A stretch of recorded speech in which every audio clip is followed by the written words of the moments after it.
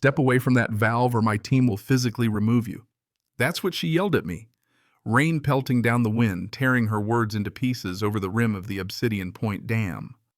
Lilith Montgomery in her perfect powder blue suit was standing 5 feet away with 3 security guards built like they bench-pressed Buicks for fun.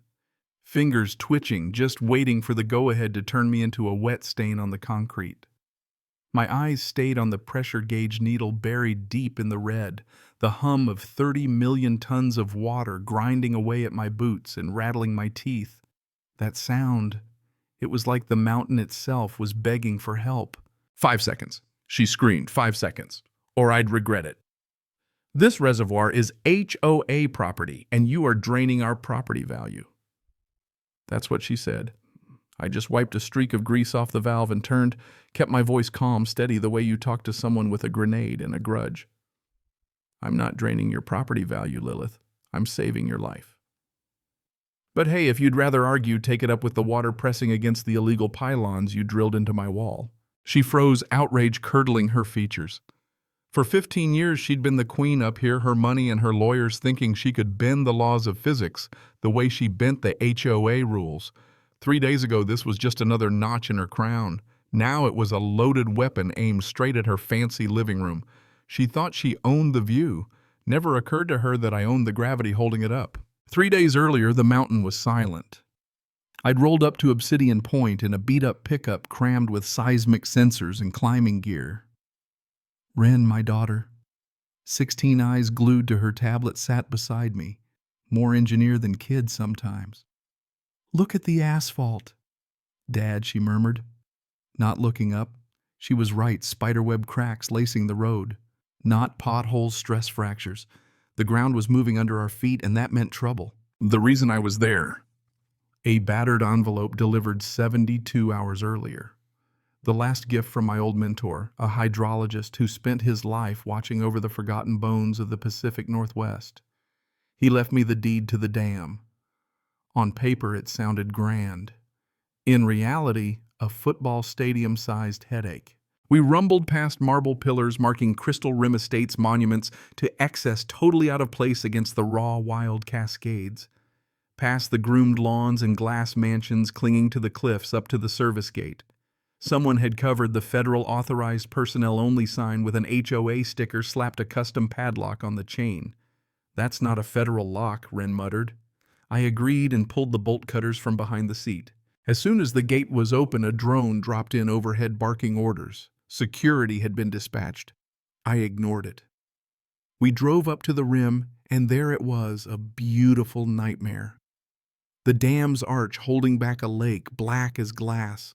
The rim cluttered with fire pits, gazebos, and God help me, infinity pools bolted straight into the concrete face. They'd turned a crucial piece of flood infrastructure into a resort playground. Inside the control tower, rusted gears and dust greeted me. The main release mechanism was choked with corrosion.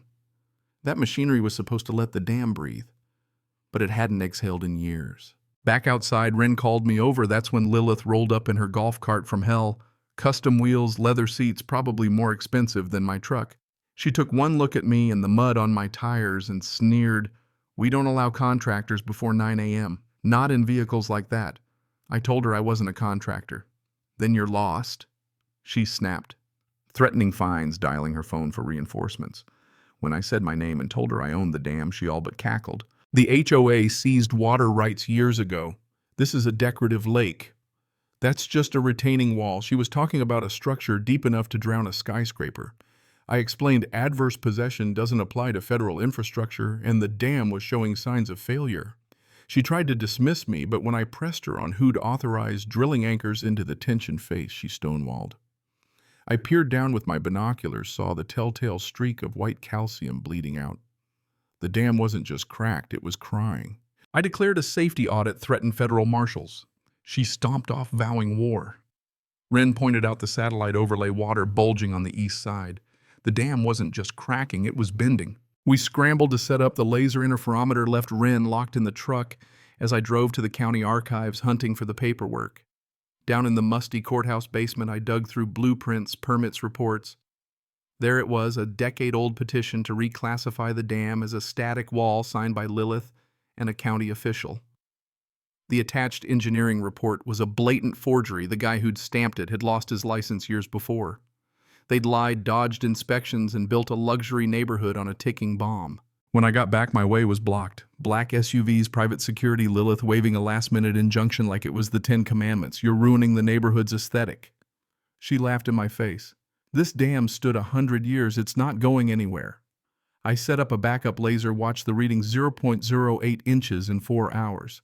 For a dam that's a sprint toward disaster. Time to call in the feds. My old colleague Vance at FERC.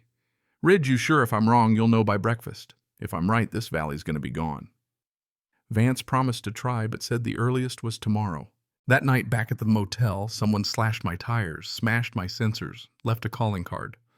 We own this mountain. Ren was pale, my tech was shot, but I had one last trick, a hydroacoustic recorder. We hiked back up, dropped the mic in the water, and listened. The groan of rebar, the snapping of concrete like a cello played by a madman. The dam was tearing itself apart, strand by strand.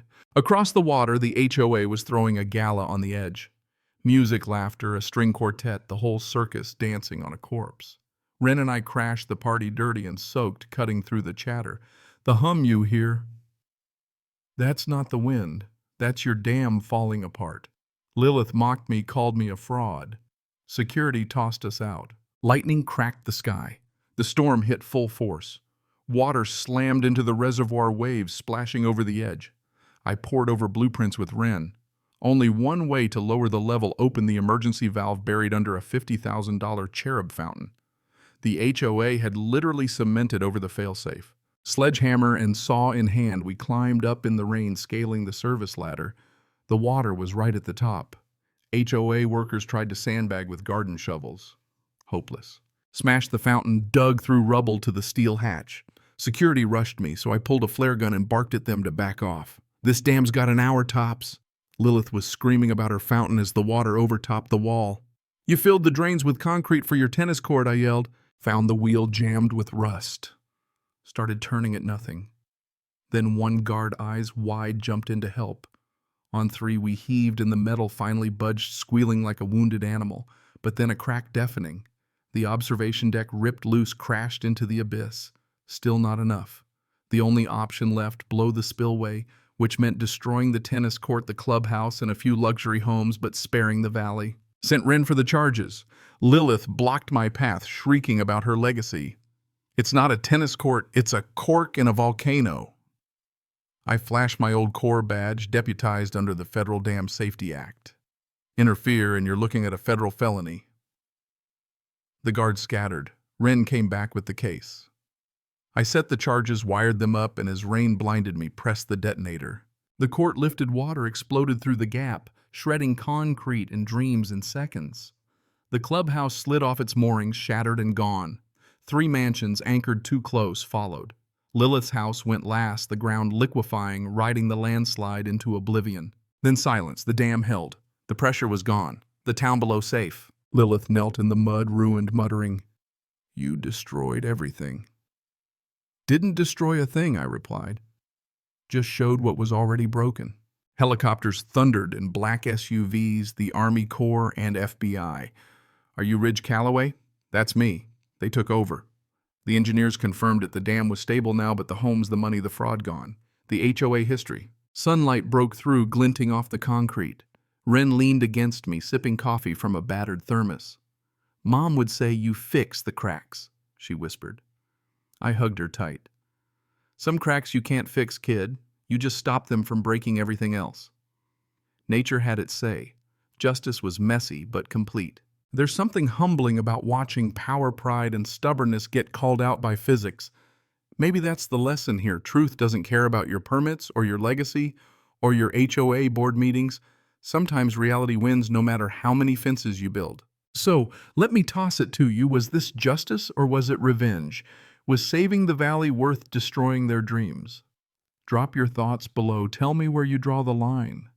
And if you've ever stared down arrogance and had to make the hard call, I want to hear that story. Stick around for more, because sometimes karma shows up dressed as a rainstorm, and you'd better be ready.